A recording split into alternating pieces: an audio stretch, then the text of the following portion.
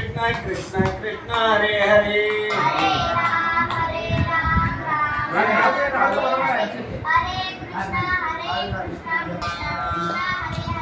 कुंडली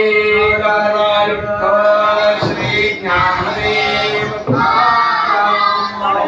ज्ञानेश्वर महाराज की जय, आनंद स्वामी महाराज की जय।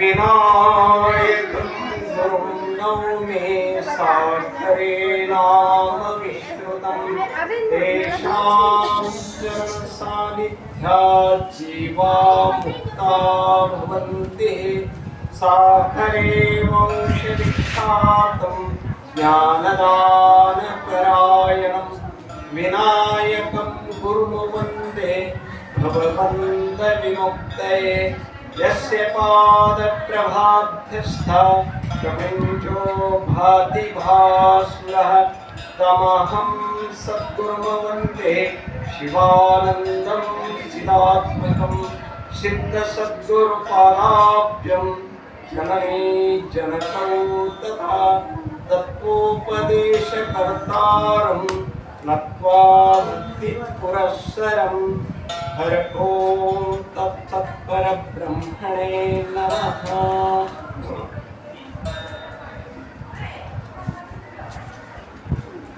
किं पुनर्ब्राह्मणा पुण्या भक्त्या राजर्षस्ततः अनित्यं सुखं लोकं निमं प्राप्य भजस्व मां। परम पूज्य प्रातस्मरणीय सद्गुरुजींच्या चरणी अनंत दीर्घ दंडवत प्रणाम करून तद्वत ग्रामदैवत श्री शिवयोगी सिद्धरामेश्वरांच्याही चरणी वंदन करून वर्तमान कालाचे मठाधीश परमपूज्य श्रोत्रिय ब्रह्मनिष्ठ सद्गुरु शंकरानंद महास्वामीजींच्याही चरणी वंदन करून तुम्हा सर्वांच्या सद्बुद्धीशी साक्षीरूपाने प्रकाशित करणाऱ्या त्या परात्पर परशिवालाही देखील वंदन करून आजच्या या सेवेला मी प्रारंभ करीत आहे की या 9व्या अध्यायामध्ये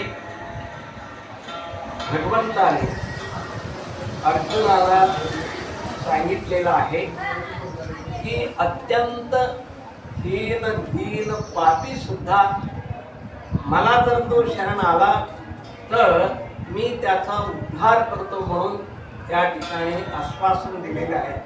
क्षिप्रम भवति धर्मात्मा शाश्वत शांती निगच्छति कौंतेय प्रतिजानीहि न मे भक्त प्रणश्यति। अशा या श्लोकापासून ते थेट 34व्या श्लोकापर्यंत या विषयाचं विवरण या ठिकाणी महाराजांनी केलेलं आहे। मग माऊलींच्या दृष्टीने आपण जर विचार केलो तर माऊली काय म्हणतात, तरी झडझडोनी महिला निग ये भक्तीची वाटे लाग जिया पावशी अव्यंग निजधाम माझे। काय म्हणतात, तरी झडझडोनी महिला निग ये भक्तीची वाटेला जिया पावसी अव्यंग निजधाम माझे। की बाबा तू जर मला शरण आला तर तू अशा अव्यंग स्वरूपाला म्हणजे माझ्या धामाला म्हणजे माझ्या स्वरूपाला तू प्राप्त होशील। कारण असं आहे, एक व्यंग्य आहे आणि दुसरा आहे अव्यंग आहे। व्यंग्य काय आहे तर हा संसार नामरूपात्मक जे संसार आहे हा संसार कसा आहे तर व्यंग्य आहे आणि या संसाराला आधार अधिष्ठान असणारा जो परमात्मा आहे तो कसा आहे तर अव्यंग आहे। मग अशा अव्यंग स्वरूपाला प्राप्त होण्याकरता व्यंग्य म्हणजे काय पहा तुम्ही, आपल्या डोळ्याला जे जे दिसते, आपल्या कानाला जे जे ऐकू येते, आपण जे जे काही करतो हे सगळं काय तर व्यंग्यात्मक आहे. पहा तुम्ही हे शरीर घ्या, हे शरीर सुद्धा कसं आहे तर व्यंग्य आहे. त्याला जन्म आहे, अस्तिते जायते विप्रीण वर्धते विप्रीणमते अपक्षीयते विनश्यते. हे काय तर व्यंग्य आहे. हा शरीर जन्माला येतो आणि हा शरीर जन्मून राहतो आणि पुन्हा हा वाढतो आणि एक विशिष्ट अवस्थेपर्यंत वाढतो आणि पुन्हा याच्यामध्ये क्षय होऊन जाते आणि शेवटी एक दिवशी हा शरीर पडून जात. जातस्य मरणम ध्रुवम. ज्याला जन्म आहे त्याला काय आहे तर मरण आहे. हा जन्म सुद्धा व्यंग्य आहे आणि मरण सुद्धा काय आहे तर व्यंग्य आहे. आणि या जन्म मरणातला आपला जो जीवन आहे हा जीवन सुद्धा कसा आहे तर व्यंग्य आहे. म्हणजे सरळ नाही. सगळं कसं आहे तर हा वाकडा आहे बरं का. हे कसं आहे वाकडा आहे. लक्षात ठेवलं पाहिजे. शरीर घ्या, 3 अवस्था घ्या, पुन्हा त्या ठिकाणी पंचकोश घ्या, काही घ्या तुम्ही. जे जे म्हणून दिसते आज जसं दिसते तसं उद्या जर तुम्ही पाहायला गेलं तर ते तसं नसतंय. पण नसतंय म्हणजेच काय झालं ते व्यंग्य झालं. ओके. बोलण्यामध्ये सुद्धा गोष्टी सुद्धा कसे असतात तर व्यंग्य. काही लोकांना ते सवय असते. व्यंग्य बोलणं हे काय असते सवय असते बरं का. वाकडं बोलणं कधीच सरळ बोलत नाही काय लोक, हे की नाही. हे तुम्ही जीवनामध्ये पाहता. हे सुद्धा काय आहे तर व्यंग्य आहे बरं का. मग असं व्यंग्यात्मक जे संसार आहे प्रपंच आहे. अहो आता प्रपंचातले लोक जाऊ द्या, आमचंच घेऊ ना, की नाही. आपण तरी कुठं सरळ आहोत का. आपल्या मनाला जर आपण विचारलो तर आपण सरळ आहे का वाकडं आहे हे आपल्यालाच कळतंय. तो देवा यो मन साक्षी पंचीकरणामध्ये सांगितलेलं आहे की नाही. देव कसा आहे हे कोणीतरी विचारलं तर तो देवा यो मन साक्षी. मनाचा जो साक्षी आहे तोच काय तर देव. मनाला जाणणारा तो देव आहे. पण मन त्या देवाला जाणत नाही, बुद्धी त्या देवाला जाणत नाही, ज्ञानेंद्रिय त्या देवाला जाणत नाही. लक्षात ठेवा नाही, कोणी जाणत नाही. मग असा जो असणारा परमात्मा आहे तो कसा आहे तर अव्यंग आहे. आणि बाकी हे ज्ञानकोटीत येणारे आहेत. बाकीचे सगळे ज्ञानाचे विषय होतात की नाही. म्हणूनच श्रुती असं म्हटलेलं आहे अवाङ्मन अगोचर. ते वाणीला गोचर होत नाही, मनाला गोचर होत नाही आणि पुन्हा काहीतरी इंद्रियाला सुद्धा गोचर होत नाही. या सगळ्यांच्या पलीकडचं काय तर त्या भगवंताचं स्वरूप आहे. पण आपलं काय असतंय, आपला स्वभाव देव असेल तर दिसावं, देव असेल तर दिसावं. पण देव दिसतो का, दिसत नाही. कारण तो दिसण्याच्या कोटीमध्ये देव नाही. सगळ्याचा तो साक्षी आहे. हे संपूर्ण जग त्याचं साक्ष आहे की नाही. तो देव यो मन साक्षी. म्हणजे देव कसा आहे तर तो मनाचा साक्षी आहे. तोच काय तर देव. सगळं आपण जाणतो की नाही. आपण सगळं जाणतो पण आपण आपल्याला जाणू शकत नाही. आपण आपल्याला जाणू शकत नाही. बाकी सगळं काय तर आपल्याला सगळं जगाचं माहीत असतंय पण आपलं आपल्याला माहीत नसतंय. हो आपलं सामान्य लोकांचं जाऊ द्या. रामायणामध्ये असा प्रसंग आलेला आहे. एक दिवशी प्रभू रामचंद्र गुरुकुलला गेले. दररोज त्यांनी अंघोळ पूजा वगैरे झाल्यानंतर जाऊन वशिष्ठ महास्वामीजींचे दर्शन घेऊन येणार. एक दिवशी त्यांनी दर्शनाला गेले आणि जाऊन रोजच्या प्रमाणे जाऊन त्यांनी दर्शन करून हात जोडून उभा राहिले. कोण प्रभू रामचंद्र. कोणापुढे वशिष्ठा महर्षी पुढे. मग वशिष्ठाने सहज त्यांना विचारले. काय विचारलंय, कोण आहे तू म्हणून विचारलं. कोण आहे म्हटल्यानंतर त्या ठिकाणी प्रभू रामचंद्राने उत्तर दिला मी राम आहे म्हणला. अरे बाबा माझा प्रश्न काय आहे तू कोण? तुझं नाव मी विचारलं नाही. राम म्हणलं हे तुझं काय आहे तर नाव आहे. तुझं नाव काय म्हणलं तर मी राम म्हणावं हे बरोबर आहे. तू कोण आहे? तू कोण आहे म्हटल्यानंतर मग त्या ठिकाणी पुन्हा रामाने विचार केला की मी अयोध्यापती आहे म्हणला. हे बघ बाबा, माझा प्रश्न काय आहे, नीट अगोदर प्रश्न समजावून घे. तू कोण आहे म्हणून मी विचारतो आणि तू सांगतोस मी अयोध्यापती आहे. तू कुठला राजा आहेस म्हणून विचारल्यानंतर मी अयोध्येचा राजा आहे असं सांगावं ही गोष्ट चांगली आहे. पण माझा प्रश्न काय आहे, तू कोण? मग त्या ठिकाणी पुन्हा रामाने म्हणला मी दशरथ पुत्र आहे म्हणला. दशरथ पुत्र म्हणल्यानंतर पुन्हा त्या ठिकाणी वशिष्ठ महर्षी म्हणतात, अरे बाबा, तू कुणाचा मुलगा म्हणून माझा प्रश्न नाही, तू कोण आहे असं म्हणल्यानंतर मग शेवटी त्यांनी काय केला, पुन्हा त्या ठिकाणी प्रभू रामचंद्र म्हणले मी सीतापती आहे म्हणला. सीतापती म्हणल्यानंतर त्या ठिकाणी पुन्हा वशिष्ठ महर्षी म्हणतात, तू कुणाचा पती आहे असा माझा प्रश्न नाही, तू कोण आहे असा माझा प्रश्न आहे. तू कोण आहेस म्हटल्यानंतर मग त्या ठिकाणी राम काय सांगायचं तेवढं सांगितलं. शेवटी त्या ठिकाणी रामाला सुद्धा कळलं नाही. काय कळलं नाही? अखिलांड कोटी ब्रह्मांड नायक अनंत कंद प्रभू रामचंद्र आहे की नाही. म्हणजे या लोकाचं असंच संस्कार बघ, या लोकाला आला की नाही, या भूलोकामध्ये आला की नाही जीव रूपानं ही माया अघटित घटना पटीयसी माया. माया कुणाला भुरळ टाकेल काय सांगता येत नाही. मग देवाला सुद्धा भुरळ घातलेला आहे कोणी? या मायेने. कसं घातलंय? वरा अवतार एकदा घेतला होता. दशावतारामध्ये वरा अवतार एक आहे. ते एकदा नारद महर्षी वैकुंठाला गेले. वैकुंठाला गेल्यानंतर त्या ठिकाणी जगन्माता महालक्ष्मी आहेत, जाऊन दर्शन घेतले. आणि दर्शन घेतल्यानंतर त्या ठिकाणी नारदाने विचारलं कुणाला? लक्ष्मीला. देव कुठं आहेत म्हणून. काय नारदा, देव कुठं आहे म्हणून तू मला विचारतोस? तुला सगळं त्रिलोकाचं ज्ञान आहे. उभी शेंडी आडवी दांडी कुठं गेलं तरी तू रद्द होत नाही म्हणून तुला सगळे लोक काय म्हणतात? नारद. देवतेत गेला तरी तुझी पूजा करतात, दानवात गेला तिथेही तुझी पूजा होते आणि माणसात गेलं तरी तुझ्या पूजा करतात.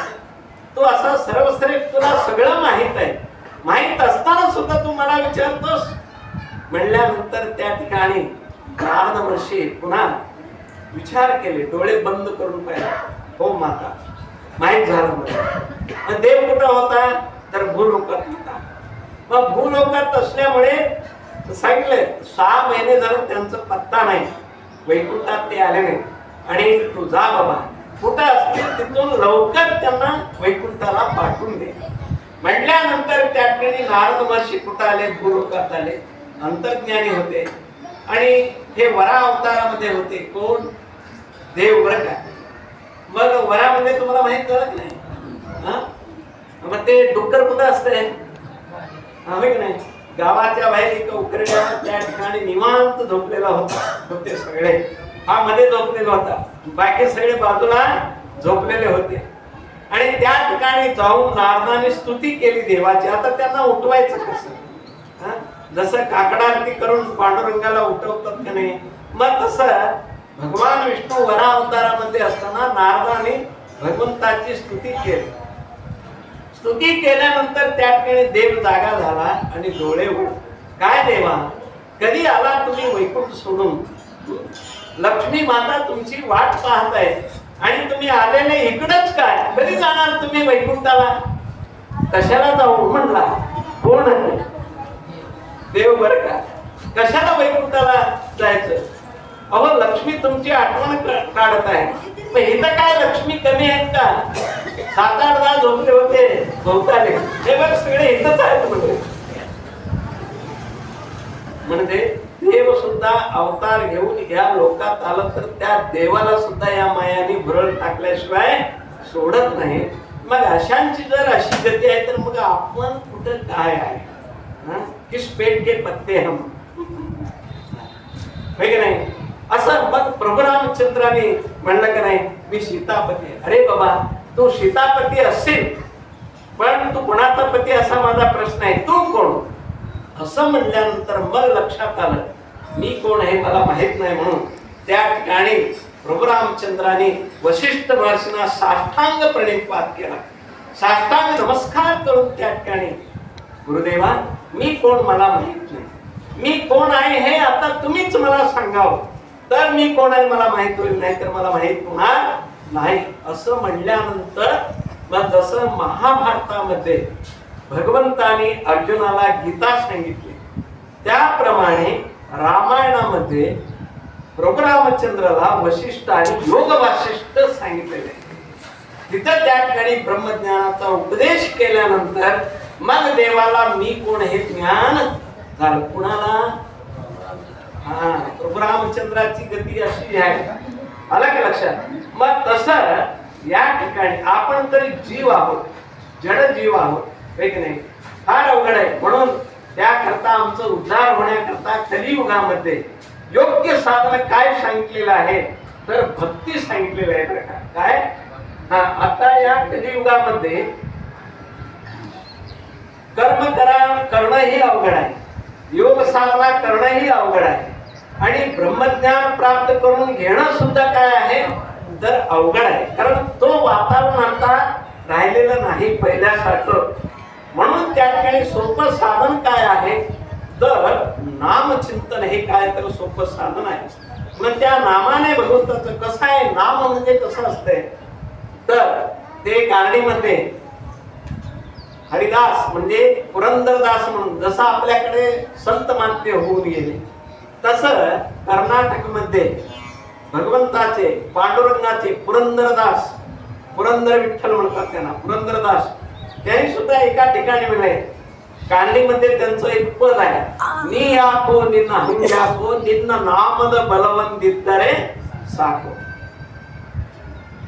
तू का तुझं भीड तरी मला कशाला, तुझं नामाचं बल एक मला असलं तर बस झालं. कोण म्हणतंय? पुरंदरदास म्हणतात. म्हणजे नामामध्ये किती ताकद आहे पहा तुम्ही. तुम्हाला सगळं माहित आहे, पण सध्या मी आता जास्त खोलीला उतरत नाही. आला का लक्षात? हे कळणं प्रवचन आहे, पाठ नाही. पाठाची वेळ ती वेगळीच असते, असू द्या. मग जेव्हा सेतुबंधन चालू होतं त्या वेळेला सगळे कपिसेना, वानर सेना दगड आणून देत होते. कुणाच्या हाती? हनुमंताच्या हाती. मग हनुमंताने त्या दगडावर राम म्हणून लिहित होता, आणि लिहून त्या ठिकाणी नळ आणि नीळ त्यांच्या हातात तो देणार. मग त्यांनी ते दगड घेऊन असं जोडून पाण्यावर सोडणार, आणि सोडल्यावर ते दगड पाण्यावर तरत होते. अजून सुद्धा त्या समुद्रामध्ये काय आहे तर त्या ठिकाणी अजून ते पूल आहे बरं का. नासाने संशोधन केलेलं आहे, पाण्यामध्ये अजून सुद्धा ते पूल आपल्याला पाहायला दिसतो. आणि ते पूल काढण्याकरता काही आमचेच लोकांनी प्रयत्न केले, त्याला विरोध झाल्यामुळे त्या ठिकाणी ते काढलं गेलं नाही. लक्षात ठेवा. मग असं प्रभू रामचंद्र समुद्राच्या काठावर उंचावर बसले होते. हे सगळे असं राम नाम लिहून त्या ठिकाणी हनुमंत ते दगड नळ निळाच्या हातामध्ये देणार, त्यांनी असं सोडल्यावर ते तरणार. मग प्रभू रामचंद्राला वाटलं, अरे बापरे, माझं नाव लिहिलं तर दगड तरतय, दगड तरतय. माझ्या नावानं जर दगड तरत असेल तर मग मी हातानं सोडलेलं दगड का तरणार नाही, असं प्रभू रामचंद्राला वाटलं. पण धैर्य झालं नाही बरं का कुणाला? प्रभू राम. कारण तिथं एखादं दगड घेऊन तिथं सोडायला पाहिजे होतं पाण्यावर, पण सोडलं नाही. कारण म्हणून ह्याला काय म्हणतात तर माणसाने सगळं गमावलं तरी चालतंय, आत्मविश्वास जीवनामध्ये गमावू नये. आत्मविश्वास एकदा गेला तर त्याला जीवनामध्ये जगणं हे फार अवघड होते. त्याचं जीवन पारतंत्र्य होतं हे लक्षात ठेवा. मग प्रभू रामचंद्राला सुद्धा असं वाटलं की माझ्या नावानं जर दगड तरत असेल तर माझ्या हाताने का करणार नाही. मग असं वाटलं, पण दगड तिथंच घेऊन तिथं त्यांनी सोडलेलं आहे. त्याला हे अगोदर प्रयोग करून पाहावं म्हणून त्यांनी तिथून उठले. उठून त्या समुद्राच्या काठाकाठानं त्यांनी जरा लांब गेले. जाऊन तिथं त्या ठिकाणी एक दगड घेतले आणि जाऊन समुद्राच्या पाण्यामध्ये गुडघ्याभर पाण्यामध्ये जाऊन थांबून आता दगड त्या पाण्यावर त्यांनी सोडणार. पण सोडण्याच्या अगोदर प्रभू रामचंद्रांनी इकडं तिकडं सगळीकडं अवती भोवती असं पाहिले बरं का, कोण आहे काय. कारण काय, त्यांना सुद्धा वाटलं एखाद्या वेळेला मी दगड जर पाण्यावर सोडलो, दगड तरलं तर बरं आहे, जर बुडालं तर काय करावं, आणि हे जर कोणी पाहिलं तर मग माझी फजिती होती. म्हणून त्या ठिकाणी देव सुद्धा भ्याला. नाही, हे लोक असं आहे बरं का, या लोकांमध्ये आला जीव रूपानंच आले होते. त्यांनी मनुष्य म्हणूनच आले होते. कोण? प्रभू रामचंद्र, कृष्ण, हे सगळे. मग हे माणसाचं स्वभाव जे आहे ना, त्यांना सुद्धा हे सोडलं नाही. मग इकडं तिकडं पाहिले, कोणी नाही म्हणून खात्री करून घेतल्यानंतर दगड हळूच त्या पाण्यावर सोडले बरं का. सोडल्या दगड डुबुक म्हणून काय केलं, बुडाल्यानंतर पुन्हा प्रभू रामचंद्राने असं वळून पाहिलं, जय श्रीराम. कोण होते? हनुमान. मग हनुमान तिथं पाठी म्हणतो, अरे मारुती तू का आला? तुमचं दगड जे डुबुक म्हणून बुडाल ना, तेव्हाच मी आलो म्हणल्यानंतर त्या ठिकाणी आणखीनच हे प्रभू रामचंद्र थंड झाले बरं का. मग हात जोडले कुणाला? अड्डा नारायण गाढवाचं पाय धरे असं म्हण आहे. अलग लक्षण. कोण्या वेळेला कोणावर काय संकट येईल काय सांगता येत नाही. प्रभू रामचंद्राला सुद्धा ही वेळ आली, हात जोडण्याची वेळ आली. कुणाला? हनुमंताला. मग हात जोडल्यानंतर मग हनुमंत बोलला, प्रभू तुम्ही हात जोडायचे नसते, तुम्ही हात जोडू नका. यांनी हात जोडला. नाही, तुला एक गोष्ट मला विचारायची होती. काय प्रभू? विचारा ना, सांगा. मी तुमची गोष्ट कधी मी काय ऐकलं नाही का? तुमची काय आज्ञा असेल ते मी आज्ञा परिपालन करेन. ठीक आहे म्हणा. हे बघ, आता मी सोडलेलं दगड हे बुडालंय, तू पाहिलास. ही गोष्ट तू कुणाला सांगायचं नाही. एवढी एक माझी गोष्ट तू ऐकायला. मग हनुमंत म्हणले, तसं होणार नाही प्रभू म्हणले, तसं होणार नाही. म्हणजे नाही, ही गोष्ट असं लपून ठेवता येत नाही. मी हे जग जाहीर करणार आहे. हात उभा करून त्या ठिकाणी जगाला सांगणार आहे. म्हणल्यानंतर आणखीनच हे आईस्क्रीम झाले. कोण? प्रभू रामचंद्र. अरे मारुती, हनुमंत तू असं काय कर? नाही, तसं होणार नाही. बाकी सगळं मी पोटात घालून घेईन, पण ही गोष्ट मात्र मी पोटात घालून घेणार. ठीक आहे बाबा, ठीक आहे, सांगतो. तरी कसं सांगतो जगात ते तरी मला सांग. मग ते बुद्धिमंत होते. बुद्धिमतां वरिष्ठम असं म्हणलेलं आहे हनुमंताला. हे आमचं हनुमंत देऊन बसले ना. बुद्धिमतां वरिष्ठम. जितके बुद्धिमान लोक या जगात आहेत त्यांचे वरिष्ठ होते. कोण? तर हनुमंत. सामान्य नव्हते. त्यांनी म्हणले, मी असं सांगणार आहे की पहा देवा, तुम्ही ज्यांचं हात सोडता ते या भवसागरात बुडून जातील असं मी सांगेन. मग परमानंद झाला. कुणाला? प्रभू रामचंद्र. हसले. ठीक आहे बाबा, तुला काय करायचं कर म्हणले. म्हणजे ही माया फार विचित्र आहे. म्हणून या कलियुगात उत्तम साधन कुठलं आहे तर भगवंताचं नाम आहे. म्हणून आता या ठिकाणी तरी झडझडोनी महिला निघ. कुठून? मठातून वहिला निघ, प्रवचनातून वहिला निघ, सप्त्यातून वहिला निघ. मग कुठून वेगळं निघायला सांगितलंय? भारुडात सुद्धा म्हणले की नाही, वेगळं निघा आणि संसार बघा. म्हणजे वेगळं निघा आणि संसार बघा. वेगळं निघा, म्हणजे या संसारातून बाहेर पडून मग संसार बघा कसा आहे दिसेल तुम्हाला ते. मग त्याच्यातच राहून ते जर तुम्ही बघायला गेला तर ते कधीच त्याचं स्वरूप करणार नाही, कुणाचं स्वरूप करणार नाही, होय की नाही. आता भरा अवतारात असणारा देवाला त्या संसाराचं आपलं स्वरूप कळलं का त्यांना.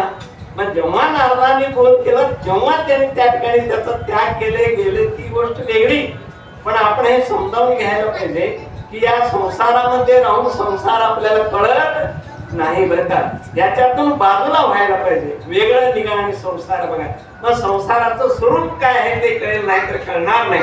तरी जडजडो आणि महिला आणि ये भक्तीच ये वाटेला. अहो महाराज तुम्ही त्याच्यातून आम्हाला बाहेर पडा म्हणता, त्याच्या वाचून आम्हाला काय नाही तर गत्यंतर नाही. पण आम्ही त्याच्यातून बाहेर पडू तुमच्या सांगण्याप्रमाणे. मग बाहेर पडून आम्ही काय करू, आम्हाला काय करा म्हणता, आम्हाला काहीतरी पाहिजे ना, गम्यस्थान पाहिजे ना. म्हणल्यानंतर ते सांगतात जडजडोनी मैदान ये भक्तीचे वाटेला. कुठलं मार्गधर्म बाबा, भक्ती मार्गधर्म. भक्तिपंथ बहु सोपा पुण्य नागवे त्या बापा. भक्तिपंथ इतकं सोपं आहे हे पहा. नारद भक्ती सूत्रामध्ये पहिलं सूत्र आहे भक्ती व्याख्या श्याम असं म्हणलेलं आहे, होय की नाही. ब्रह्म अथातो ब्रह्म जिज्ञासा. आणि कर्ममीमांसामध्ये गेला तर तो त्या ठिकाणी सुद्धा अथातो धर्म जिज्ञासा, होय की नाही. प्रत्येकाला अधिकाऱ्याचं काय आहे तर अपेक्षा आहे. तुम्ही ज्ञान प्राप्त करून घ्यायचं तर तिचा अधिकारी पाहिजे. मला विक्षेप ज्या के नाही किंतु एक चौसाधन सहित होय नर सो अधिकृत मतिमान असं म्हणलंय. तिथं मला विक्षेप दोष रहित पाहिजे, साधन चतुर्थ संपन्न पाहिजे. मग असा असणारा जो अधिकारी आहे तो श्रोत्रिय ब्रह्मनिष्ठ सत्पुरुषला शरणागत गेला पाहिजे. मग शरण गेल्यानंतर मग त्याला काहीतरी ज्ञानाचा उपदेश आहे, होय की नाही. आता तो ब्रह्म जिज्ञासा हे ब्रह्मसूत्रामध्ये व्यासाने भगवान व्यासाने हे पहिल्यांदा त्या ठिकाणी सांगितले. आता कर्ममीमांसामध्ये आता तो धर्म जिज्ञासा. मग तिथं सुद्धा त्या ठिकाणी काय आहे तर धर्म जिज्ञासा. मग धर्म जिज्ञासा केव्हा तर संपूर्ण वेदाचा अध्ययन झाल्यानंतर तेव्हा त्या ठिकाणी त्याला धर्म जिज्ञासा करता येते, नाही तर करता. मग तो अधिकार आहे म्हणजे वेद संपन्न असा जो महात्मा आहे त्याला कर्माविषयी काहीतरी विचार करण्याचं, धर्माविषयी विचार करण्याचा अधिकार तिथं दिलेला आहे. आणि योगशास्त्रामध्ये सुद्धा अष्टांग योग पाहिजे. यम नियम आसन प्राणायाम प्रत्याहार धारणा ध्यान, नंतर काय आहे तर समाधी. मग तिथं सुद्धा त्या ठिकाणी अधिकाराची अपेक्षा आहे. कुठल्याही साधनेमध्ये जावा तिथं अधिकाराची अपेक्षा आहे. पण एकच साधन असं आहे कलियुगामध्ये भक्ती साधन, त्याला कोणीही येवो तिथं अधिकाराची अपेक्षा नाही बरं का. यारे यारे लहान थोर याते भरते नारी नर कलियुगी उद्धार हरीच्या नावी, ठीक आहे ना. यारे यारे लहान थोर. आता हे लहान की नाही लहान, मग हे थोर मंडळी सुद्धा बसलेत की नाही. यारे यारे लहान थोर याते भरते नारी नर. भरते तृतीय पंथी आमचं मारुती सांगितला. आता पुरुष तरी कीर्तन करू लागले, बाया पण कीर्तन करू लागले, तृतीय पंथी सुद्धा काय करू लागले, त्यांनी सुद्धा कीर्तनाला सुरुवात केली बरं का. हे तृतीय पंथी म्हणजे ना पुरुष ना स्त्री असे जे असणारे आहेत ना ते ना भरते असं म्हणलेलं आहे महाराजांनी. मग त्यांना सुद्धा या भक्ती पंथामध्ये काय आहे अधिकारत्व आहे बरं. सगळ्या नाही म्हणजे अनाधिकाऱ्याला सुद्धा भक्ती पंथामध्ये काय आहे तर इतर वाव आहे. त्या भगवंताच्या नामाने त्याला उद्धार करून घेता येते बरं का. म्हणून भक्ती पंथ बहु सोपा पुण्य नागवे त्या पापा. त्याला पुण्यही काही करू शकत नाही आणि पाप सुद्धा काही करू शकत नाही. म्हणून दुसरीकडे पुन्हा महाराजांनी म्हटलेलं आहे मोडून या वाटा सूक्ष्म दुस्तर केला राजभार चाले ऐसा. मोडून या वाटा सूक्ष्म आणि दुस्तर. आता हे दोन साधन आहेत, एक सूक्ष्म आणि एक दुस्तर. सूक्ष्म कुठला आहे तर कर्म मार्ग हा फार सूक्ष्म आहे, फार म्हणजे फार सूक्ष्म आहे. थोडस जरा त्या मंत्राच्या उच्चारणामध्ये जर दीर्घ असलेलं ऱ्हस्व झालं, ऱ्हस्व असलेलं जर दीर्घ झालं तर मग काय होतंय तर त्या मंत्राचा उपाय होण्यापेक्षा अपायच त्या ठिकाणी होतो. बरं का, तुम्हाला माहित आहे रामायणामध्ये कुंभकर्णाने त्यांनी काय मागितलं होतं माहित आहे का तुम्हाला? इंद्र मागणार होता हे सगळ्या देवतांना माहित झालं. मग सगळ्यांनी मिळून भगवती सरस्वतीची काय केली? प्रार्थना केली. त्या प्रार्थना केल्यानंतर जगन्माता सरस्वती प्रगट झाली. काय बाबा माझी का आठवण केली? हे पहा माते, कुंभकर्ण हा तपश्चर्या करू लागलाय आणि तपश्चर्या करून त्याचं तपश्चर्या पूर्ण झाल्यानंतर मग त्या ठिकाणी तो वर मागेल ब्रह्मदेवाला. मग वर मागितल्यानंतर त्यांनी काय मागणार आहे? स्वर्गाचं राज्य, इंद्रस्थान ते मागणार आहे. आणि ते जर मागितलं तर आमचं सगळं राज्य जाईल.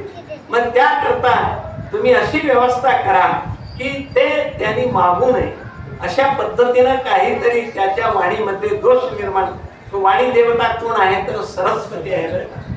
अग्निदेवता पण सांगितलंय ती गोष्ट वेगळी, पण सरस्वतीचं वास कुठे आहे तर आपल्या जिभेवर आहे. बरं का, म्हणून भगवान शंकर पार्वतीला मांडीवर घेतले आणि गंगेला जटेमध्ये घेतले, डोक्यावर घेतले, आहे की नाही? आणि विष्णू भगवंताने लक्ष्मीला कुठे ठेवलंय? हृदयात ठेवलं. बरं का, हृदयात ठेवलं. आणि ब्रह्मदेवाने सरस्वतीला कुठे ठेवलंय? जिभेवर ठेवलंय. म्हणून त्यांचं ऐकावंच लागतंय, कोणी का असे ना, होय की नाही? ऐकल्याशिवाय गत्यंतर नाही. दत्तात्रय का निर्माण झाला? दत्तात्रय माहित आहे ना तुम्हाला? सती अनुसूया महान पतिव्रता, पण नारद गप्प बसला नाही. जाऊन त्या ठिकाणी पार्वती, लक्ष्मी आणि सरस्वतीच्या पुढे जाऊन त्या सती अनुसूयाचं गान करायला लागला, वर्णन करायला लागला, स्तुती करायला लागला. म्हणला हे पा, भूलोकामध्ये अनुसूया म्हणून महान पतिव्रता आहे, तिच्या इतका पतिव्रता या जगामध्ये दुसरे कोणी नाही. म्हणल्यानंतर ते तिघी म्हणले, अहो आम्ही नाही का? नारदा म्हणून विचारले. अहो तुम्ही पण आहात? नाही असं नाही, त्याच्यामध्ये थोडं फरक आहे. अपरपतिव्रता आणि परपतिव्रता. तुम्ही सगळे अपरपतिव्रता आहे आणि ती परपतिव्रता आहे. इतकं सोपं नाही. मग तुम्ही पर होण्याकरता तिचं पतिव्रता भंग व्हायला पाहिजे. भंग व्हायला पाहिजे तर मग काय करायला पाहिजे? मग हे तिघी काय केले तर रुसून बसले. बरं का, मग जेव्हा भगवान शंकर आले, मग पार्वतीला बोललं तर ती बोलायला तयार नाही. ए काय झालं, काय झालं, बोल ना पार्वती, काय झालं, का बोलत नाही? नाही, माझी एक गोष्ट आहे, तुम्ही ऐकत असेल तर मी काय करेन, बोलेन. आतापर्यंत तुझी काय गोष्ट मी ऐकलेली सांग म्हणले. पुढे देवाने म्हणल्यानंतर ठीक आहे म्हणले, मला वचन द्या म्हणले. वचन घेतले. वचन घेतल्यानंतर भूलोकामध्ये अत्रि ऋषीचे त्या ठिकाणी पत्नी कोण तर अनुसूया, ती महान पतिव्रता आहे. तिथं पतिव्रता भंग केला पाहिजे तुम्ही, तर मी तुम्ही सांगितले ते ऐकतो. मग तसंच विष्णूचं पण तसं झालं, ब्रह्माचं पण तसंच झालं. तिघांना त्या ठिकाणी भूलोकामध्ये यावं लागलं. कुणाचं गोष्ट ऐकून? मग इथं कोण ऐकणारे नाही का? भरपूर आहे. कोण ऐकत नाही हात वर करा. एकदा असंच झालं बरं का, त्या अकबराला असं वाटलं, काय वाटलं की आपल्या राज्यामध्ये बायकोचे न ऐकणारे किती लोक आहेत ते कळून घ्यावं म्हणून एकदा बिरबल आला त्या ठिकाणी. तो म्हणला, अकबर क्यों बिरबल, हमारे राज्य में जोरू के न सुनने वाले कितने लोग हैं? के असं विचारल्यानंतर त्या ठिकाणी काय झालं, बिरबल म्हणला, मला थोडं थोडं वेळ पाहिजे महाराज, लगेच सांगता येत नाही. एक दिवस ठरवू आपण, मग ठरवून 1 महिन्यानंतर आपण हे सगळं त्याला सगळं खर्च पण करावं लागतंय. सगळं आपल्या राज्यामध्ये दौंडी पिटवावी लागेल. म्हणून ठीक आहे म्हणलं, काय खर्च येत ते मी खर्च देतो. सगळं ते बिरबलांनी काय घ्यायचं घेतला आणि सगळीकडे दौंडी पिटवली. मग त्याप्रमाणे एक दिवस ठरलं. ठरल्याप्रमाणे सगळे राज्यातले लोक आले, पुरुष मंडळी आल्यानंतर त्या ठिकाणी सगळे सभा भरली. भरल्यानंतर त्या ठिकाणी बिरबलांनी उभा राहून प्रश्न केला, ही सभा कशा करता बोलवलंय? तर त्याचा विषय असा आहे की आमच्या राज्यामध्ये बायकोचे न ऐकणारे, पत्नीचे न ऐकणारे किती लोक आहेत हे आमच्या राजे साहेबांना माहित करून घ्यायचं आहे. त्यांना ह्याची माहिती पाहिजे आहे. मग त्याकरता किती जण तुम्ही बायकोचे ऐकत नाही, त्यांनी काय करावं? सगळ्यांनी हात वर करावं. सगळे हात वर केले बरं का. आणि एका कोपऱ्यामध्ये एक माणूस, सगळ्यांनी हात वर करा म्हणले, कोणीच हात वर केलं नाही. मग असं एका कोपऱ्यामध्ये त्या ठिकाणी अकबराला वाटलं की बाबा इकडं तिकडं म्हणलं. मग बिरबल, हे बिरबल, हे बघ, हे सगळे जरा ऐकत असलं तरी सुद्धा एक तरी आहे ना ऐकणारा आपल्या राज्यात. बघ तिथं त्या कोपऱ्यात बसलंय बघा, हात वर केलाय म्हणून. असं म्हणला. बिरबलाला माहित होतं बरं का, त्यानं फार हुशार होता तो बिरबल. म्हणला, हा, हात ज्यांनी वर केले त्यांनी उभा राहावं म्हणून. बाबा आमचा प्रश्न काय, जे बायकोचं ऐकत नाही त्यांनी काय करावं? हात वर करावं म्हणून आमचा महाराजांचा आदेश आहे. आणि तो हात वर केला. तू बायकोचं ऐकत नाही का म्हणून प्रश्न केले.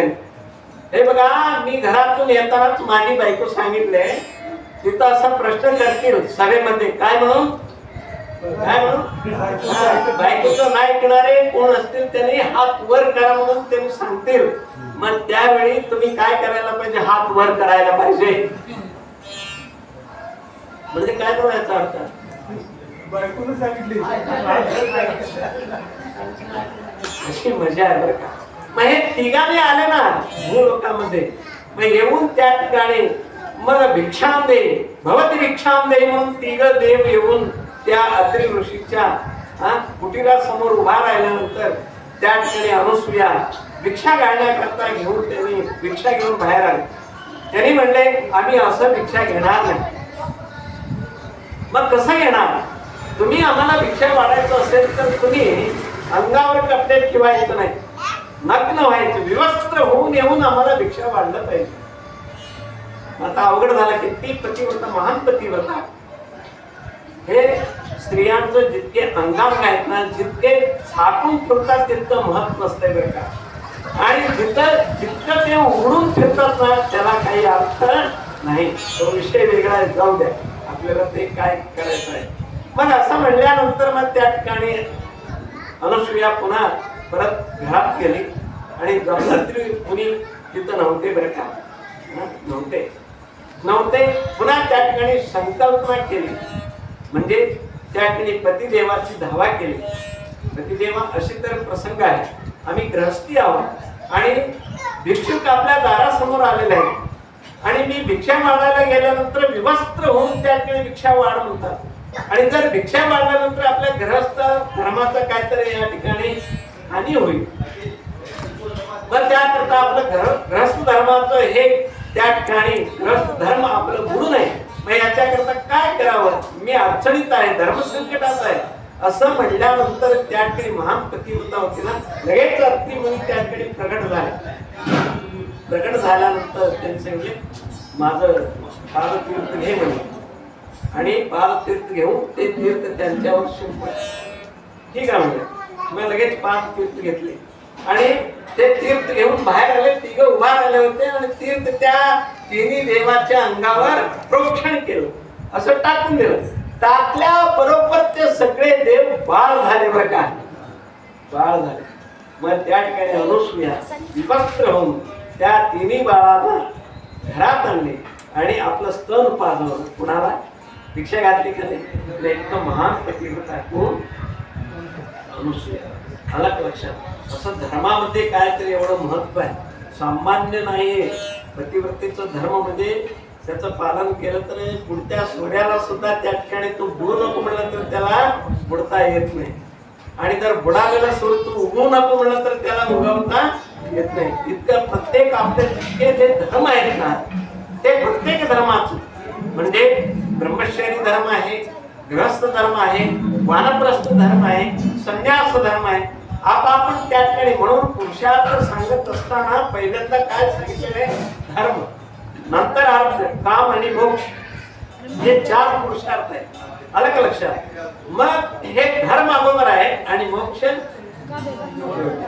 आणि हे 3 गौण आहेत आणि मोक्ष काय आहे? मुख्य पुरुषार्थ आहे असं शास्त्रामध्ये सांगितलंय.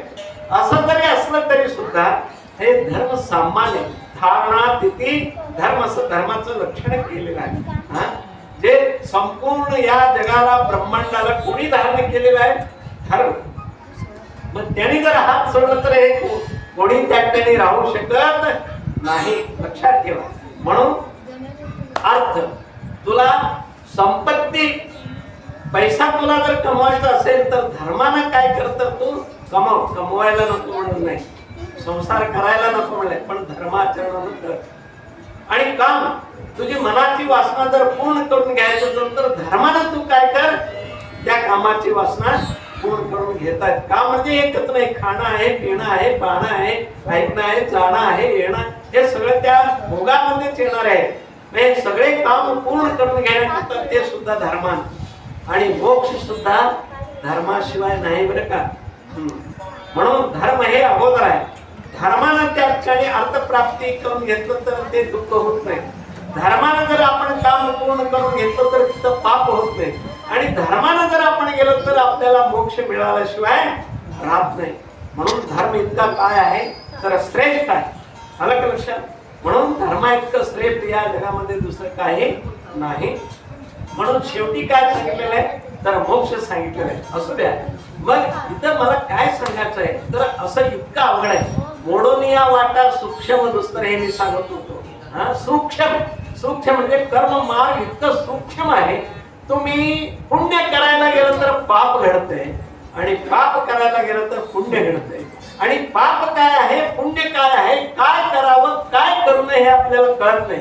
तस्मात् शास्त्रम प्रमाणन्ते, कार्य अकार्य व्यवस्थित म्हणून भगवंताने गीतेमध्ये अर्जुनाला सांगितलेलं आहे की बाबा कार्य काय आहे, अकार्य काय आहे, धर्म काय आहे, अधर्म काय आहे, योग्य काय आहे, अयोग्य काय आहे, खरं काय आहे, खोटं काय आहे, हे जर तुला समजावून घ्यायचं असेल तर तू काय केलं पाहिजे? शास्त्र. तस्मात् शास्त्रम प्रमाण, याला शास्त्र प्रमाण आहे. शास्त्रात जसं सांगितलेलं आहे तसं तू त्या ठिकाणी तू जर ते केला तर तुला काय होईल? तुझं कार्य घडेल आणि अकार्यापासून तू लांब होशील. म्हणून याला काय तर शास्त्र प्रमाण. मग तसं हे कर्मशास्त्र फार सूक्ष्म आहे महाराज. म्हणून जगद्गुरु तुकोबारायानं म्हटलेलं आहे मोडोनिया वाटा सूक्ष्म म्हणजे कर्म मार्ग, ते पण नको म्हणले. आणि मोडोनिया सूक्ष्म दुस्तर, आणि एक योग मार्ग आहे ना फार दुस्तर आहे. हे सुद्धा हे प्राणायाम, प्रत्याहार धारणा. प्राणायामामध्ये अगोदर तुम्हाला आसन सांगितलेलं आहे. आसन 84 मुख्य आसन आहे, आणि त्या 84 आसनामध्ये पुन्हा एकेका आसनामध्ये पुन्हा कितीतरी त्या ठिकाणी प्रकार आहेत. हे 84 आसन आपल्याला प्राप्त, एक आसन सुद्धा आपल्याला नीट त्या ठिकाणी प्राप्त नाही, माहिती नाही. एक प्रवचन होईपर्यंत कितीतरी आपण आसन बदलतो, त्याला आसन स्थिती म्हणतात. एका आसनामध्ये बसल्यानंतर तिथं हलू नये आसन. आणि प्राणायाम, प्राणायामामध्ये पूरक, रेचक आणि कुंभक असे 3. पूरक म्हणजे आपण जे श्वास घेतो याला काय म्हणतात? पूरक म्हणतात. आणि घेतलेले श्वास जे सोडतो आपण याला काय म्हणतात? रेचक म्हणतात. आणि ते प्राणवायू आपण आत घेऊन त्याला काय करायचं तर थांबवायचं, सोडायचं नाही. श्वास घेऊन श्वास सोडायचं नाही. मग श्वास न सोडणं म्हणजे ते काय आहे तर कुंभक आहे. हे आंतरकुंभक झाला. आणि श्वास सोडल्यानंतर पुन्हा श्वास घ्यायचा नाही, पुन्हा त्या ठिकाणी त्याला काय करायचं? थांबवायचं आहे. मग ह्याला काय तर बाहेर कुंभक म्हणतात. म्हणून हे पूरक, आणि रेचक त्याला प्रमाण आहे, मात्रा आहेत बरं का.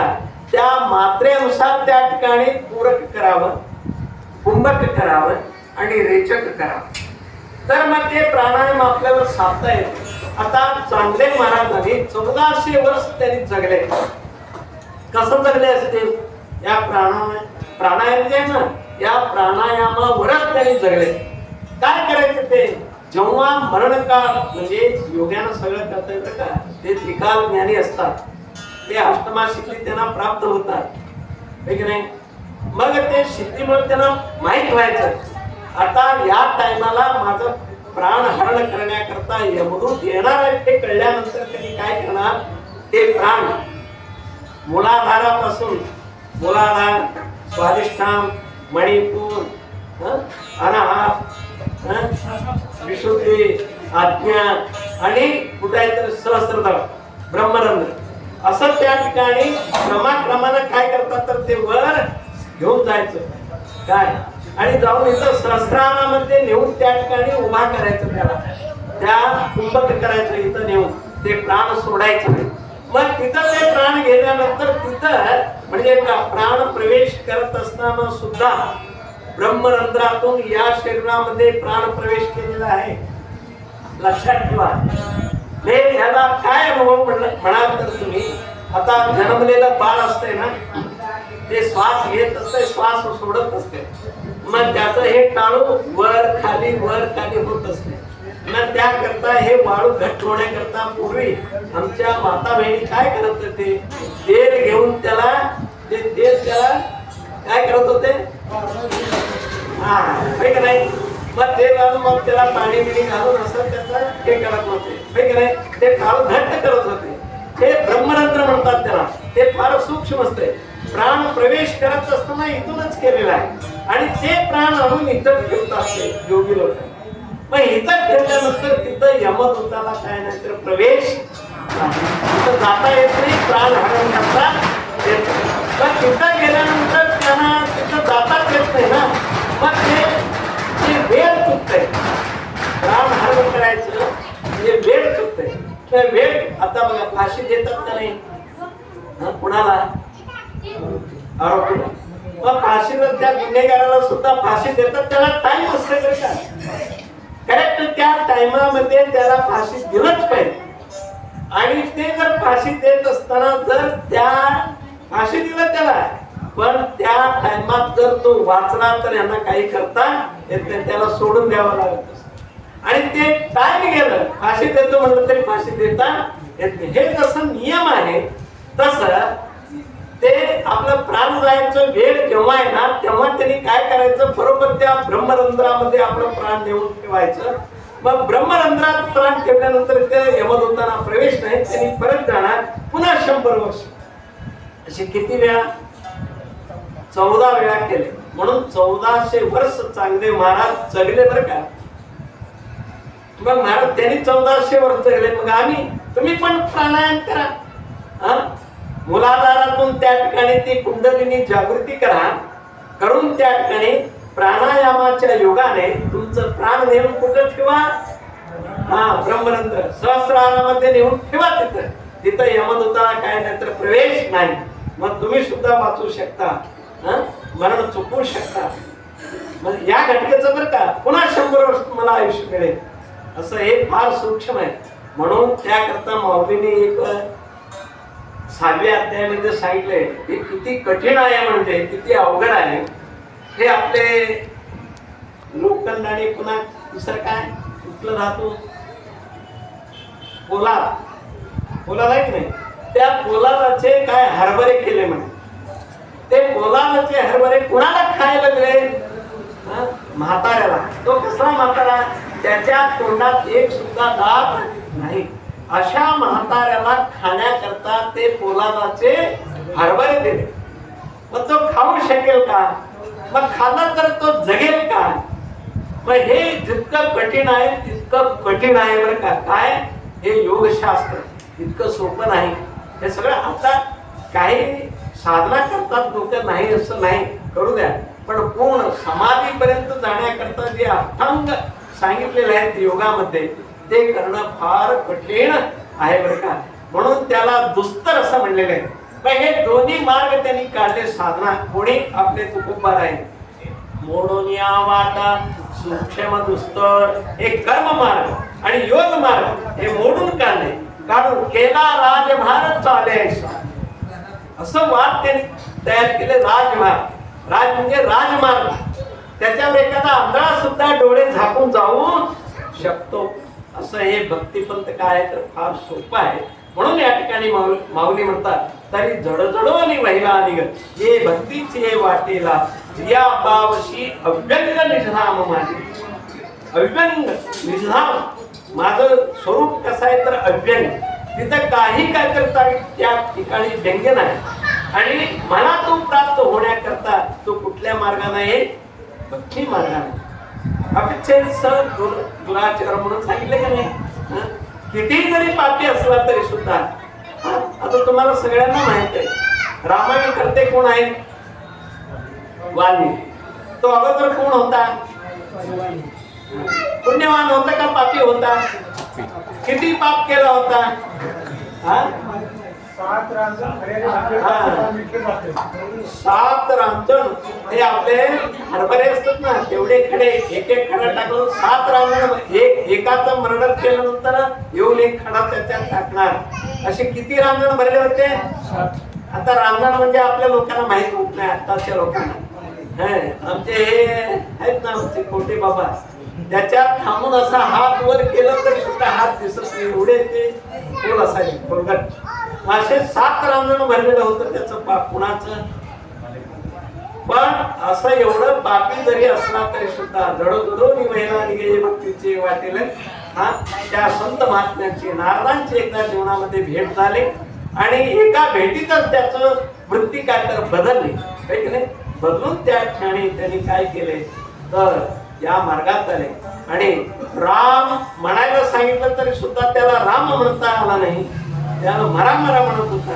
पण कसा का असेना ती कसंही जमिनीमध्ये पडलं तरी सुद्धा ते उगवतंय.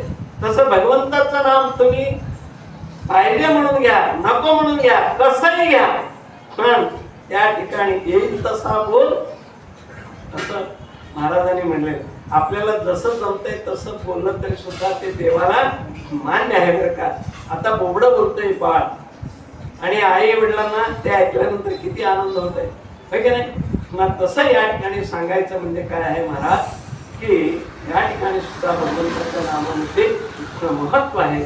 म्हणून महाराज जडजडोनी वहिला निघत ये भक्तीची वाटेला आमची या पावशी अभ्यंग निष्ठामध्ये त्या संसारूपी कुपामध्ये बुडून तू ते काय दुःख भोगत आहेस आणि त्याच्यातून उठून जरा बाहेर आहे म्हणजे आतून त्या ठिकाणी त्याचा त्याग कर.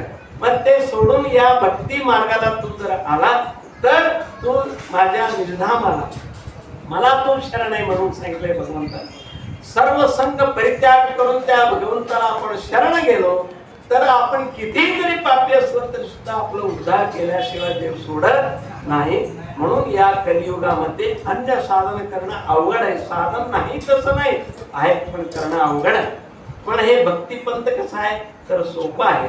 म्हणून या मार्गाने तुम्ही या तर माझ्या स्वरूपाला तुम्ही प्राप्त होता आणि जन्म मरणरूपी या व्यंग संसारातून तुम्ही मुक्त होता. म्हणून झालेली जी सेवा आहे हे अप्पांच्या चरणी समर्पित आहे. कारण 40 वर्ष कसे गेले आम्हाला सुद्धा कळले नाहीत बरं का. 44 का बघा 44 वर्ष गेले कसे गेले माहित नाही. अप्पांच्या त्यांच्या कृपेने त्या 16 प्रकार आता सगळे महाराज आलेले सगळं अप्पाविषयी काय सांगतो तुम्हाला माहित आहे की नाही. आम्ही अगदी तिघं म्हणजे आमचे शंकरानंद स्वामी आमचे मारुती महाराज आणि मी आणि मध्ये मध्ये येणारे आमचे जेवळीचे डोबळे बाबा. हे बघा आप्पा काय होते ते आम्हाला माहित आहे. आम्ही जास्त सांगू शकत नाही आणि त्यांच्या कृपेने आम्हाला काय व्हायचं ते आम्हाला माहित आहे. नुसतं त्यांचं नाव सांगून काय जमत नाही. आलं का लक्षात. आणि खरं त्यांचं बोध काय आणि ज्यांनी श्रद्धा भक्तीनं त्या ठिकाणी त्यांचं बोध स्वीकार केलेला आहे तो कसाही असला तरी त्याचा उद्धार झाल्याशिवाय आणि उगाच त्यांचं नाव घेण्याला काही अर्थ नाही बरं का, असू द्या. हे सगळं आश्रम होईपर्यंत आम्ही काय काय इथं यायला आम्हाला भीती वाटत होतं बरं का. कोण नव्हते इथं. त्यावेळेला इथं पाया घातलेलं, इथं हे बांधकाम, पाणी मारणं करणं. कोणीतरी आम्ही एक जण इथं राहणार, ते ढोबळे आप्पा इथे राहणार. मग आम्ही इथं जाम मिलला कामाला येणार, मारुती आणि मी.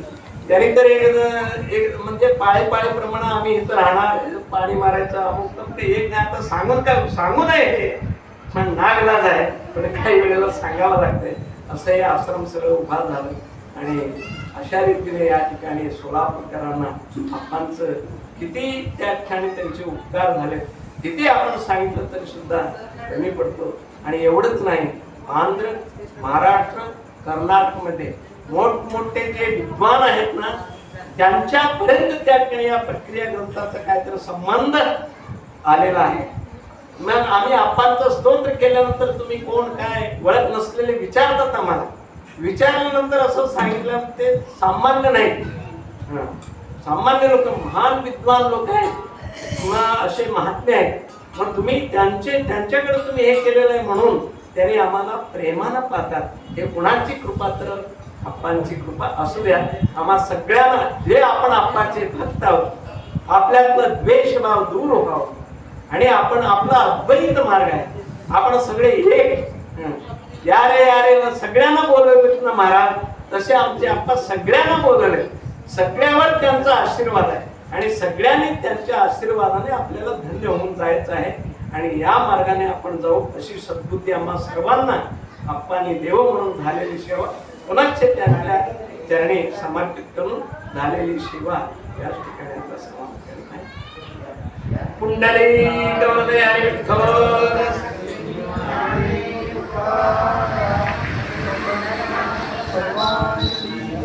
आता विश्वात्मके देवे येणे वाजेचे दोषावे, दोषोनी मज द्यावे फसायला नाही.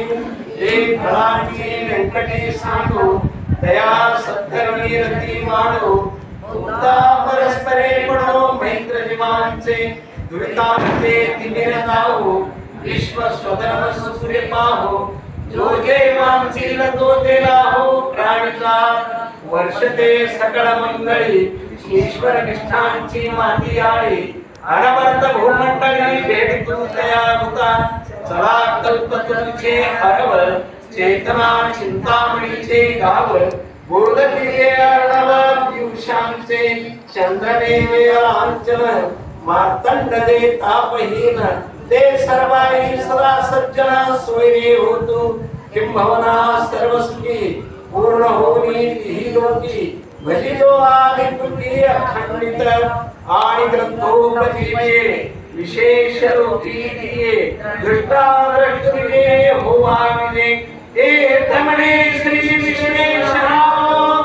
हा होई दान प्रसाद, येणे वरे ज्ञानदेव सूर्याधाला. येणे वरे ज्ञानदेव सूर्याधाला.